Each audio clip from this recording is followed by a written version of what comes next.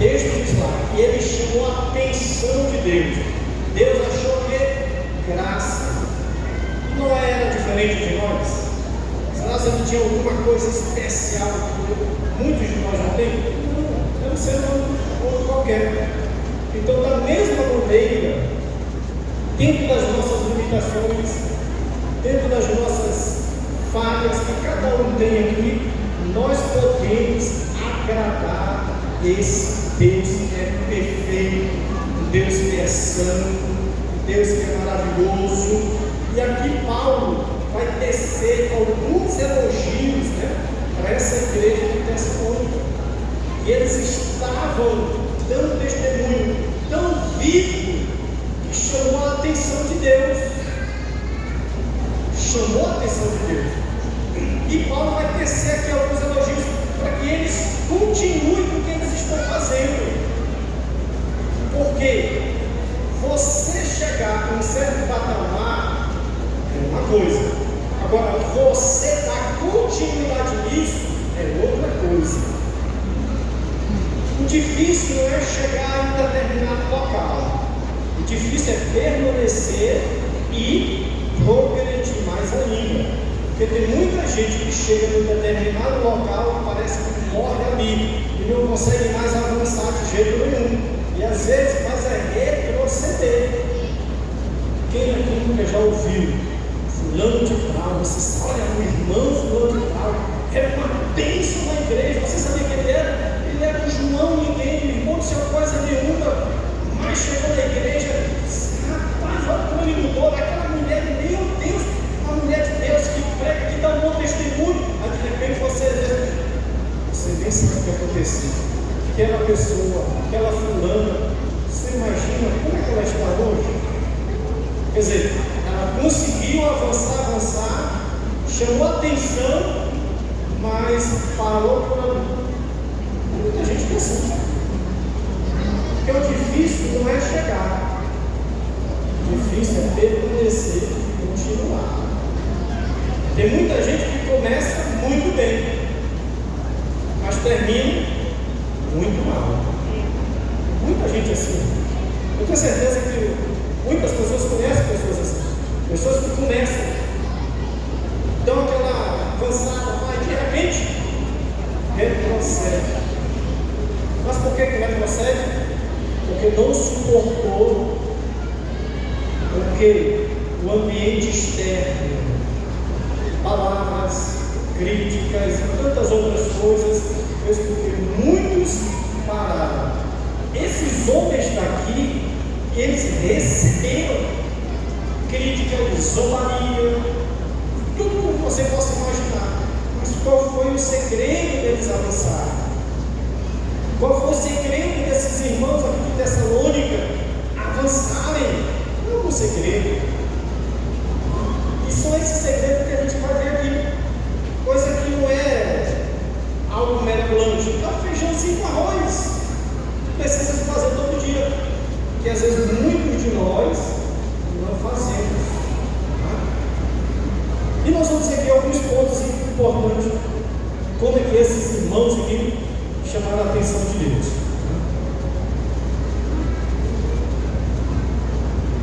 Paulo já começa aqui no capítulo 4 com essa fala aqui, finalmente.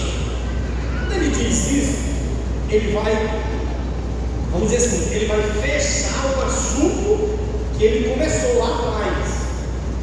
Olha, finalmente agora eu quero dizer umas coisas para vocês. Porque lá atrás eu ouvi isso em vocês, mas eu quero dar uma ênfase maior agora. Que ênfase maior é essa? Paulo vai dar, que vai nos abrir os olhos. Como é que esses irmãos agradaram a Deus?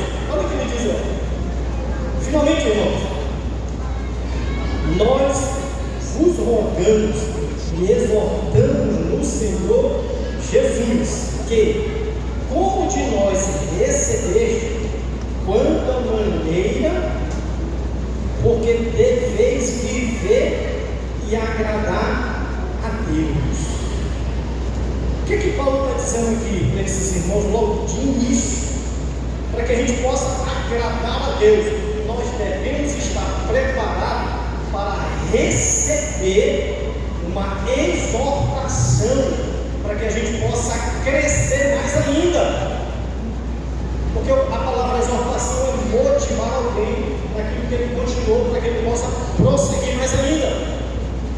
Então Paulo está dizendo: olha, eu quero exortar, eu quero motivar vocês.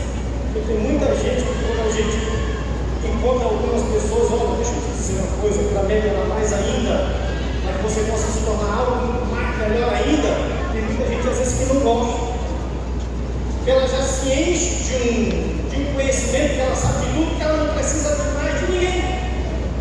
Então tem gente que não gosta que ninguém acrescente alguma coisa a mais. Parece que ele já sabe de tudo. E Paulo, quando chega para esses irmãos aqui, diz: olha, eu quero chamar a atenção de vocês, eu quero rogar a vocês que tudo que vocês aprenderam com a gente, tudo que vocês receberam,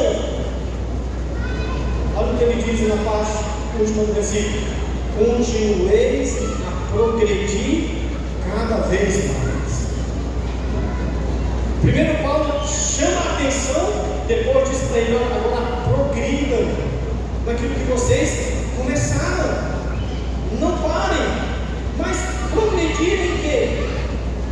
Quando você volta um pouquinho atrás aí, no versículo 11 e 12, vai dizer assim: ora, o nosso mesmo Deus e Pai, capítulo 3, de nosso Deus Jesus Cristo, dirija o nosso caminho até vós, e o Senhor vos faça crescer e aumentar em amor uns para com os outros. Percebam que esses irmãos eles estavam crescendo em amor de uns para com os outros, estavam cuidando uns dos outros. E Paulo está dizendo, exortando ele: cresçam mais nisso, progridam mais ainda, continue a fazer o que vocês estão fazendo. O que aconteceu com a igreja de Éfeso? Quando você lê a carta de Éfeso, o capítulo 1 e o capítulo 2, você percebe bem que Paulo está dizendo: olha como é maravilhoso, vocês foram alcançados, já tem algo reservado para vocês lá nos reinos celestiais. E outra coisa, vocês são tão tremendos que vocês pregaram o evangelho de uma forma tremenda, porque vocês amam o Senhor. Vamos falar do Apocalipse capítulo 2. João já tem um olhar diferente para essa igreja e diz assim: cadê o amor de vocês? Por que vocês esfriaram? Por que vocês não continuaram? Por que vocês não progrediram? Até que doutrinariamente vocês são realmente cumpridores. Vocês realmente são uma igreja muito doutrinada, porém vocês têm fraquejado no amor. Vocês têm esmorecido no amor. Vocês têm deixado o amor ao próximo de lado. Vocês estão olhando mais para o seu inimigo do que olhar para o seu lado. E esses irmãos aqui, ó, a igreja de Tessalônica, Paulo está dizendo: progridam mais ainda nessa questão de amar o próximo, de cuidar do próximo, de zelar pelo próximo, de ver o outro crescer, de elevar o outro no patamar mais alto. Progridam mais ainda, cresçam. Se vocês fizerem isso, vocês estarão agradando a Deus. Não façam isso para chamar a atenção somente das pessoas e receber elogios de pessoas.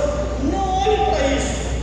Vocês estão agradando o próprio Deus quando vocês realmente estão crescendo de amor de uns para com os outros, cuidando um do outro, visitando aquele que está fraco na fé, aquele que está querendo desistir, que está desanimado, que quer realmente desistir de tudo. Você vai lá, mesmo que seja cansativo, mas você está pagando um preço. Eu estou fazendo isso não porque tem um mérito, eu quero ganhar alguma coisa, mas é porque eu amo aquele irmão. Eu não quero ver ele ser perdido pelas trevas. Eu vou atrás dele, custe o que custar. Isso é amor, amor sacrificial. Moada é um amor que deixa de pensar em si para pensar mais no outro. Como está lá em Colossos, Filipenses capítulo 2, versículo 4. Prefiro honrar o outro em dobro, que o Evangelho anda na contramão desse mundo. Quando o mundo nos ensina que a gente deve correr atrás dos nossos objetivos, dos nossos sonhos, quem tiver na nossa frente, a gente tem que realmente tirar, porque nós temos que chegar aonde chegar e ele vai dizer: não procure o seu próprio interesse, procure o interesse do mundo. Porque isso é que é o Evangelho. O Evangelho não está pautado na minha pessoa, o Evangelho não está pautado no meu eu, o Evangelho está pautado no outro. Nunca em nós, sempre no outro. Por isso que Paulo está dizendo: progridam, cresçam, porque desta forma vocês estarão agradando a Deus. E eu faço uma pergunta: como é que está esse teu coração e com relação ao outro? Você tem guardado mágoa de alguém porque alguém te feriu, e por causa disso você entregou ele lá, não sei para quem? Estou mais preocupado comigo mesmo, estou nem aí para ele. Que evangelho é esse? Egocêntrico, individualista, que só pensa no eu? Isso não é evangelho, não é o de Cristo. Porque quando Cristo veio, ele disse: eu vim dar minha vida por quem? Por gente que não tinha mérito nenhum, e eu vou até o final. E ele fez isso para dar exemplo para a gente. E às vezes fica uma disputa, a maioria das vezes entre nós, um querendo ser melhor do que o outro, um querendo jogar o outro para trás, um querendo dar uma rasteira no outro. De alguma forma, isso não é amor, isso é alguma coisa, mas não tem nada relacionado ao Evangelho de Jesus.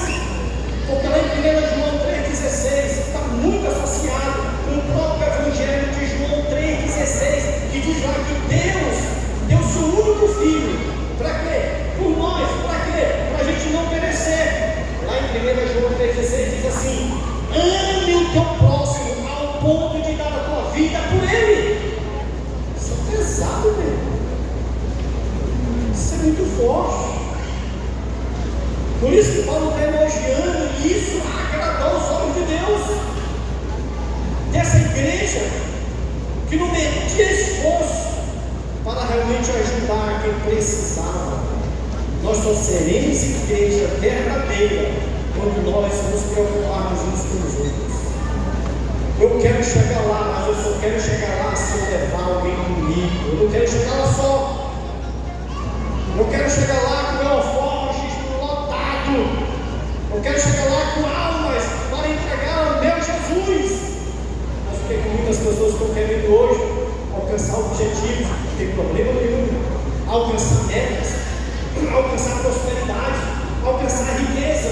Mas tudo isso, por mais que você conquiste, tudo fica. Que isso seja um bônus na nossa vida, mas que a prioridade seja o Evangelho, é fazer o ídolo de Jesus, é amar o próximo, independente de como você será tratado pelo outro. Porque quando nós fazemos isso, nós estamos chamando a atenção do nosso Deus. No versículo 12 ele diz algo bastante interessante: porque estás inteirado de quantas instruções vos dei da parte do Senhor. Agora eu vou fazer uma pergunta: será que a gente já recebeu muita instrução de Deus? O que é que nós estamos fazendo com essas instruções? Onde é que eu estou colocando tudo que eu recebo de Deus? Onde é que eu estou colocando?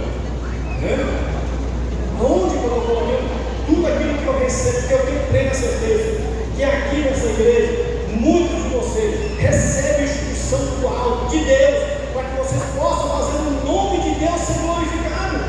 Então, uma vida que agrada a Deus é aquela pessoa que tem prazer de vir à igreja para receber a instrução, para fazer a vontade de Deus fora das quatro paredes. Porque quando eu recebo essa instrução, não é para ficar comigo, essa instrução é para me distribuir lá fora.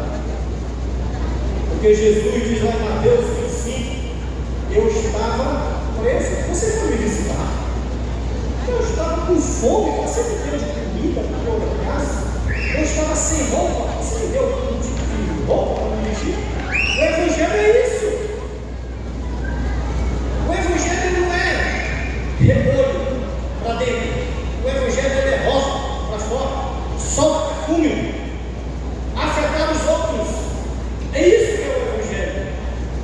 Por isso que é desafiador viver o Evangelho, porque o Evangelho vai contra nós mesmos, contra o nosso eu, contra o nosso jartismo, contra a nossa velha natureza, que é vezes grita dentro de nós: não, eu tenho que ser mais pesado, eu tenho que ser desse jeito. O Evangelho diz: não, você tem que ser mais maleável, você tem que ser mais transparente, você tem que ser mais flexível, porque é a instrução que a gente recebe do nosso Deus.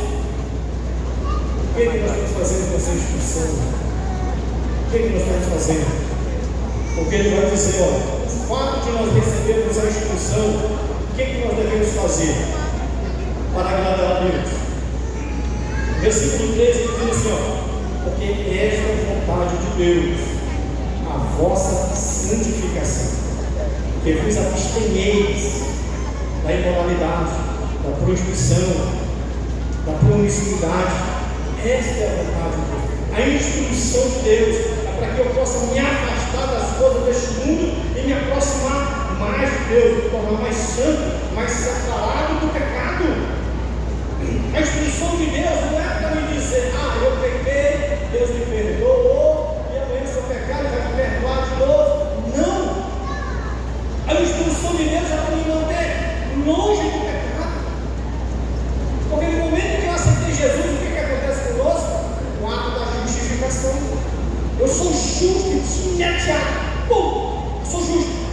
E essa justiça que sobre a minha vida é para que ela serve? Para eu não ter mais culpa daquilo que eu fiz. Jesus me tornou justificado para mim não sofrer com culpas que eu fiz lá atrás. Tem muita gente dentro da igreja: eu acho que eu nunca fui bem porque eu fiz isso lá atrás. Porque você ainda não foi justificado. Porque se você for justificado, você é livre de toda a culpa, passado, presente e ainda futura. A justificação serve para isso, para me libertar das minhas culpas, para me libertar dos meus traumas, para me libertar das coisas erradas que eu fiz lá atrás, porque Jesus me tornou nova criatura, e a partir de hoje, todo dia eu sou nova criação em Jesus Cristo. A justificação serve para isso, para me purificar por inteiro. Depois vem o segundo processo, que é o processo da santificação, que esse é mais processual, essa é longínqua, só acaba no dia que a gente parar de respirar. Mas todo dia eu tenho que me tornar mais santo, todo dia eu tenho que me afastar do pecado, e é uma caminhada que a gente não dá só, porque sozinho nós não conseguimos nos tornar santos. Sabe quem vai estar do nosso lado? O próprio Deus, nos ajudando a ser santo para a sua glória. Porque Ele sabe que nós somos falhos, Ele sabe que nós somos pecadores, mas mesmo assim Ele está do nosso lado, nos ajudando a nos tornarmos parecidos com o Senhor Jesus. Porque o que é que diz lá em Romanos 8:29? Que a nossa santificação, o nosso processo de santificação vai nos levar à glorificação, mas para ser parecido com quem? Com Jesus Cristo. Quando os apóstolos chegavam em alguma cidade, da época lá em Atos capítulo 12 e diante, quando eles chegaram em Listra, Icônio, perto de outra cidade, o que os pessoas diziam? Chegaram os cristãos. Mas por que chegaram os cristãos? Porque eram parecidos com Jesus. Quando você chega em um determinado ambiente, o que as pessoas dizem? Ixi, clima pessoa. Esse clima está ruim, não dá para ficar. Quando você chegar no ambiente, a paz tem que chegar, porque você é a própria paz de Deus. Jesus diz: a minha paz eu vos dou. Ele nos deu a paz. E onde nós chegarmos, lá em Romanos 12, se me fala a memória, versículo 18: se depender de vós, tem de paz com todo mundo. Bom, eu vou dizer hoje: tem crente barraqueiro, tem crente bate pé. Eu sou crente, mas não sou crente. Sei não, viu? Sei não. Tem alguma coisa errada. Acho que a velha natureza não morreu. Está mais viva do que nunca. Quem você está alimentando mais? Quem é a natureza que você mais alimenta dentro de você? Infelizmente, esse livro aqui, ele está virando um artifício em muitas casas, somente de quê? isso é mesmo, vocês falaram. As pessoas não têm mais prazer, não tem mais alegria de meditar nesse livro. Não tem. Um dia eu vi numa igreja aí, a pessoa fez um desafio gospel, um desafio bíblico, né? E foi perguntando quem era fulano de tal. Graças a Deus não respondeu nada. Fulano de tal foi assim, quem é? Aí eu fiquei assim, meu Deus, o analfabetismo bíblico dentro da igreja está grande demais. As pessoas não sabem nem quantos livros tem aqui.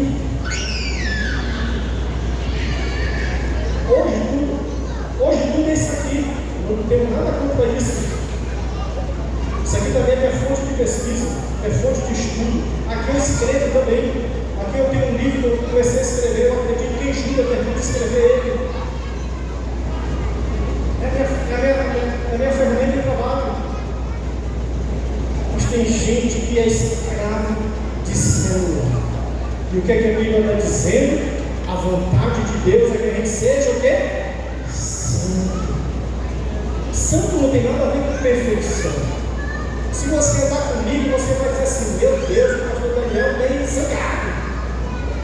Meu Deus do céu, o pastor Daniel tem um comportamento meio estranho. Todos nós temos isso. Todos nós somos cheios de defeitos. Todos nós. Não adianta eu arrotar de santidade. Quando você está comigo, você vai se decepcionar. Não adianta eu arrotar aqui uma santidade. No dia que você passar um dia aqui de casa, você vai se surpreender. Não acredito. Ele está fazendo isso, ele está agindo assim. Somos seres humanos, não somos robôs. Cometemos falhas, mas a gente está o quê? Todo dia lutando para ser santo, para agradar o nosso Deus, tá? Correndo do pecado, vigiando os nossos olhos, vigiando os nossos ouvidos, vigiando os nossos pés.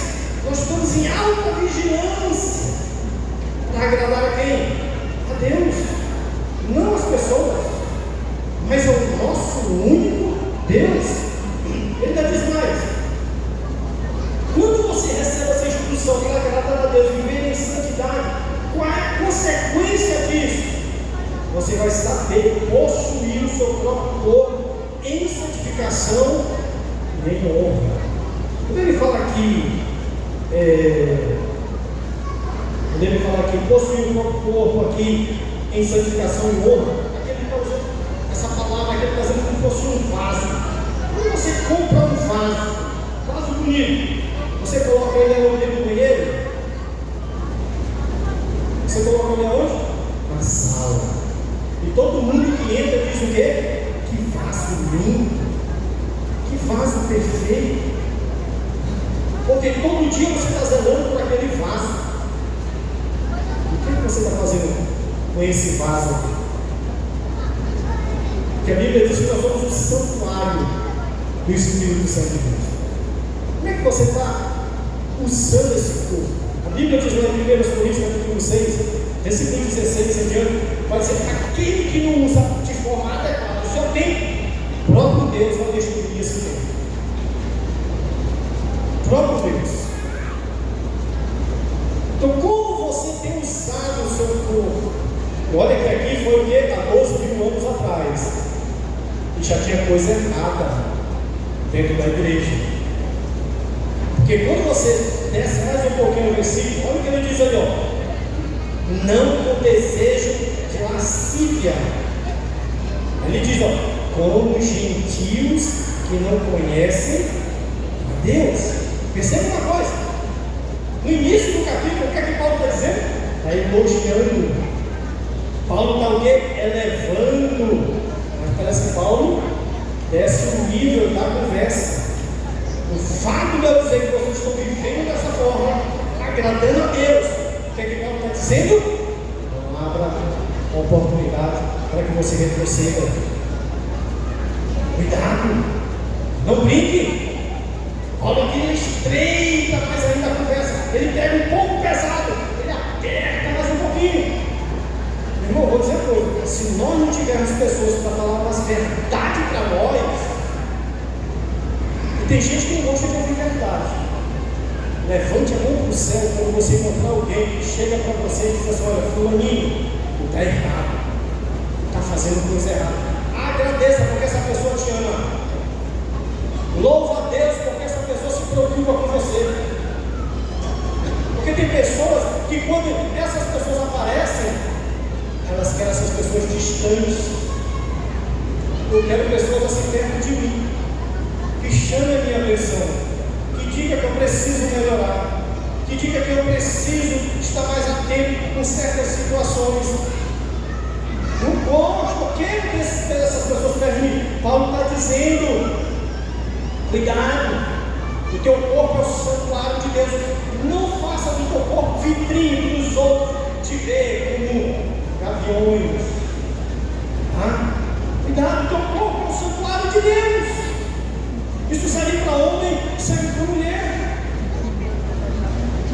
Porque tem homens aí, irmãos, que andam tipo Pablo com a rocha, né? A rocha tinha. Parece que se vê tudo ali, tudo marcado. Cuidado. O nosso corpo é o santuário de Deus. Eu tenho que cuidar dele para a glória de Deus. E Paulo está dizendo: não afrouxe isso na vida de vocês.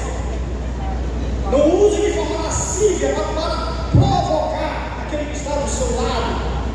Não faça isso. É o texto está dizendo, não tem nada. Ele diz: não vivam como gentios. Perceba que essa igreja que foi elogiada, exaltada, parece que algumas pessoas deixaram de quê? De viver uma vida de santidade e estavam vivendo de uma forma como gentios. Será ser diferente hoje? Será ser diferente hoje? A igreja contemporânea que nós vivemos hoje, será que a gente não está querendo limpar o mundo demais? Para chamar a atenção? Para receber aplausos de alguma forma? Será? Cuidado! E ele ainda diz mais: não com desejo lascivo, como gentios que não conhecem a Deus, e que nesta matéria ninguém ofenda nem defraude o seu irmão. Nossa, que negócio muito sério. Perceba que esses irmãos de início estavam agradando a Deus. O que eu acho bonito, né, dos autores bíblicos, é que eles são assim: eles te jogam lá em cima, depois eles te dão uma rasteira. Eles dizem: você é fenomenal, você é gente boa. Vamos voltar para o chão, que você é ser humano. Você não é melhor do que ninguém. Volte para o plano do mundo aqui natural. José falou para vocês: vigiem, cuidado, que nessa matéria, que matéria é essa aqui? Imoralidade, prostituição. Vou dizer uma coisa: o que tem de jovens se prostituindo se perde a vida. O que tem de casais pulando a cerca, só Jesus na casa. Mas estão dentro da igreja. Ainda bem que estão dentro da igreja, porque estão ouvindo a palavra. Deus está chamando a atenção. Deus está abrindo os olhos para essas pessoas se atentarem, para não brincar com aquilo que é santo.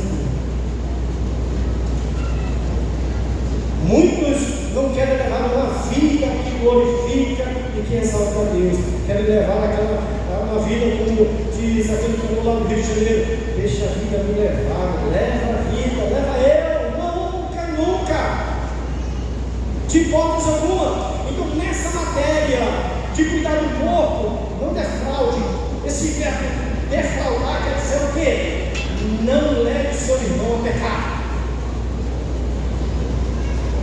Não leve seu irmão a pecar. Cuidado. Por quê? Porque ele diz aí no versículo posterior, no mesmo versículo 6, ele diz aí: porque o Senhor, contra todas essas coisas que foram faladas lá para trás, antes vos avisamos. Olha o que Paulo está dizendo: e testificamos claramente: o Senhor é vingador. A igreja é dele. E Ele está observando a sua igreja. E a qualquer momento Ele vai se levantar como um vingador para aquelas pessoas que estão fazendo as coisas como gentil lá fora. Então nós temos que ter muito cuidado, porque para agradar a Deus nós precisamos desagradar o mundo. Para agradar a Deus nós precisamos nos desmamar do mundo para receber o leite matinal dos céus. Isso aí não tem como. Isso aí é algo automático. Aí ele vai dizer algo bastante interessante. Se queremos realmente agradar a Deus, porquanto Deus não nos chamou para a impureza, e sim para a santificação. Olha o que Paulo está dizendo aqui. Percebam mais uma coisa, uma atenção. Paulo no início está elogiando. Vocês estão agindo em amor, vocês estão vivendo uma vida tremenda com Deus, e Deus tem se agradado, mas não afrouxe. Não brinque, porque Deus, que está olhando tudo, observando, Ele quer que nós vivamos para a santificação, não uma vida impura. Eu sei que aqui não acontece, mas isso aqui, que muitos homens e mulheres estão se perdendo por causa disso aqui. Muitos estão perdendo seus casamentos por causa disso aqui. Impurezas. Muitos estão abandonando suas famílias por causa disso aqui. Não vamos brincar. Deus não nos chamou para vivermos uma vida devassa. De jeito nenhum. Ser cristão não é difícil, mas também não é tão fácil assim. Porque se fosse fácil, isso aqui estava tudo lotado, abarrotado de gente. Porque para viver para Deus, nós temos que fazer decisões. E às vezes, muitas dessas decisões, nós vamos ter que abandonar algumas coisas lá no mundo. E muitas dessas coisas nós temos que deixar de viver uma vida na impureza. E essa palavra impureza está relacionada a uma rama de pecados sexuais que você possa imaginar. Pornografia, outras coisas aí que eu não quero falar aqui mais, tantas outras coisas. Quer dizer, viva em santificação. Aí ele fecha dizendo assim, destaque, contudo, quem rejeita estas coisas, olha o que Paulo está dizendo aqui, vocês já receberam a instrução, vocês já ouviram o recado de Deus, se por acaso vocês rejeitaram, o que esse pastor está dizendo aí, eu quero nem saber disso, estou pouco me importando, eu estou bem com Deus, isso aí não serve para mim. Olha o que ele diz aí, quem rejeita essas coisas, não rejeita o homem, e sim a Deus. Quando você recebe uma instrução que é dada por um agente de Deus, você não está rejeitando o homem, você está rejeitando o próprio Deus, porque a palavra é de quem? É de Deus, a palavra não é minha. Então o que eu devo fazer a partir de agora? Aprumar minha vida. Ver algumas áreas que precisam ser consertadas, e eu vou consertar, por mais que demore, por mais que custe alguma coisa, mas eu vou ficar assim. É fácil? Não é. Principalmente quem é cativeiro de algum pecado. Tem muitas pessoas dentro da igreja, são muitas, eu já cuidei de algumas, que estão dentro da igreja, mas são cativas de certos pecados. E ela diz assim para a gente, eu não consigo. Quando eu passo uma semana bem, na outra semana parece que a minha carne fica atiçando e eu caio. Cativeiro.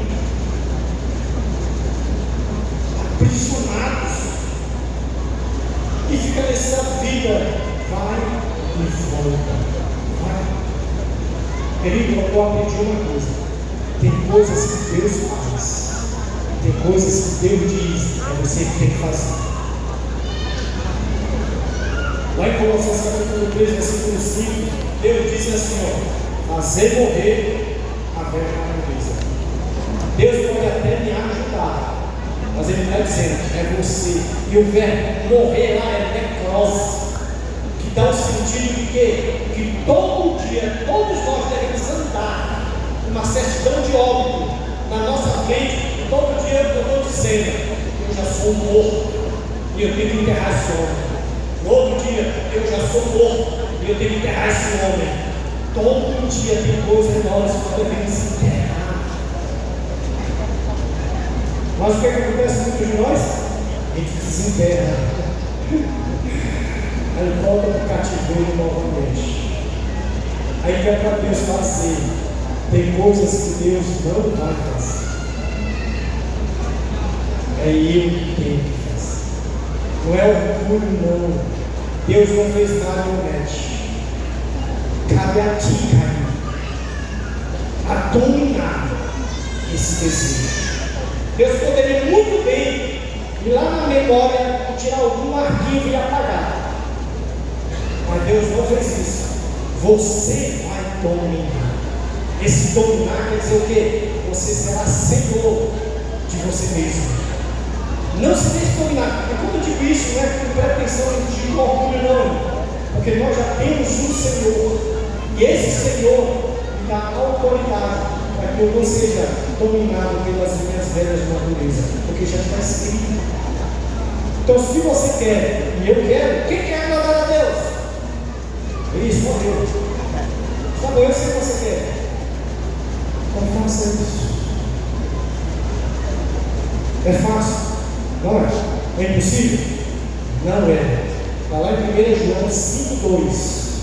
Você sublinha isso só. As minhas palavras não são pesadas para se cumprir. Tudo que está aqui nós podemos cumprir com a ajuda do Espírito Santo de Deus que habita dentro de nós. Amém? Amém. Então que Deus abençoe a todos. E se tem alguém aqui que está afastado dos caminhos de Deus, talvez por alguma situação você se afastou, o Senhor te chama hoje. Venha, entregue a sua vida para Jesus. Se tem alguém aqui que está afastado, alguém que talvez nunca tomou uma decisão lá de Jesus, mas que é hoje, amém, glória a Deus, aleluia. Tem mais alguém? Se tiver, venha, vamos orar. Glória a Deus. Tem mais alguém? Começa o nome? Vai pregar. Que é? Dois soldados valendo. Esse aqui tem esse estado, né? Que beijo, vamos orar. Pastor Luiz, só pode orar para os jovens aqui. E amém, querido, eu quero só oportunidade. Para nós oramos pela vida dos dois jovens, damos graças por esse momento de fé, de entrega, o seu coração, para a gente perder os seus pecados, pelo sangue derramado lá na cruz do Calvário, que é suficiente para cancelar toda maldição da nossa vida. Somos gratos pela vida deles dois, pedimos que o Senhor os fortaleça, nos faça crescer nos teus caminhos, gera nos seus corações um forte desejo para conhecer a tua vontade, ler a tua palavra e jamais se afastar de ti. Cuida suas responsabilidades, dê força todos os dias para jamais se afastar de ti. No nome de Jesus. Amém?